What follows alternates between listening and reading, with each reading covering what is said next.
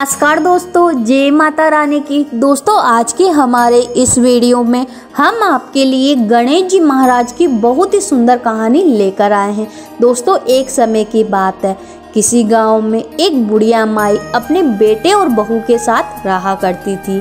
बेटा दूर देश गांव में कमाने के लिए गया हुआ था। पीछे से बुढ़िया माई अपनी बहू के साथ रहा करती थी।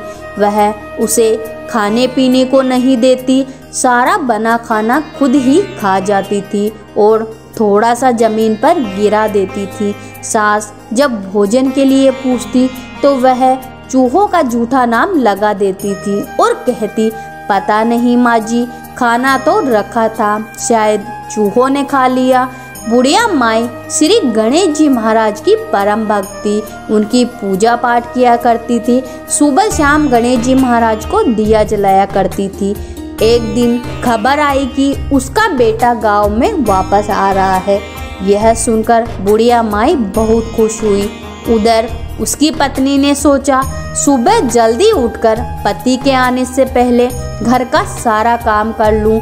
ऐसा सोचकर वह रात को जल्द ही सो जाती है। दूसरी तरफ गणेश जी महाराज ने सोचा कि यह हर रोज भोजन स्वयं खा जाती है और मेरे चूहों का झूठा नाम लगा देती है। उधर इस बुढ़िया माई को भी वह धोखा देती है, इसलिए आज इसको सबक सिखाना ही होगा। बहू रोज अपना कमरा बंद कर साड़ी खूंटी पे टांग देती थी। उस दिन भी उसने ऐसा ही किया। उसके जाते ही गणेश जी महाराज ने चूहों को आदेश दिया कि इसकी साड़ी को बिल में छुपा दो। चूहों ने ऐसा ही किया। जब बहू सुबह जल्दी उठी तो साड़ी ढूंढने लगी। साड़ी खूंटी पर नहीं मिली। उसने इधर उधर देखा तो साड़ी नहीं मिली।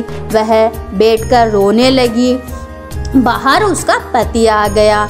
सास ने आवाज लगाई, बहू देख, मेरा बेटा आ गया है। तो वह बोली, सासू माँ, मेरी साड़ी का पता ही नहीं कहाँ है, मैं बाहर कैसे आऊँ। इतने में उसका पति दरवाजा खोलकर अंदर आ जाता है तो देखा कि वह बिना साड़ी के बैठी है। वह उसे मारने लगा और बोला, झूठ बोलती है, बंद कमरे से साड़ी कहाँ जाएगी।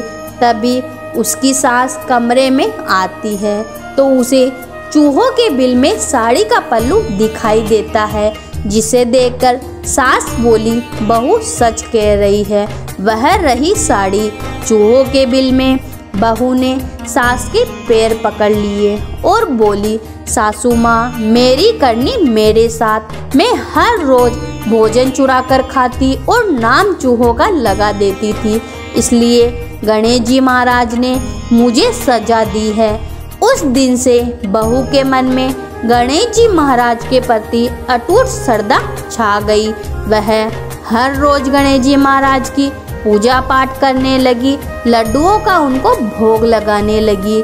गणेश जी महाराज की कृपा से उसके घर में अन्न धन का भंडार भर गया और 9वें महीने ही उसके एक सुंदर पुत्र की प्राप्ति हुई। तो बोलो गणेश जी महाराज की जय हो।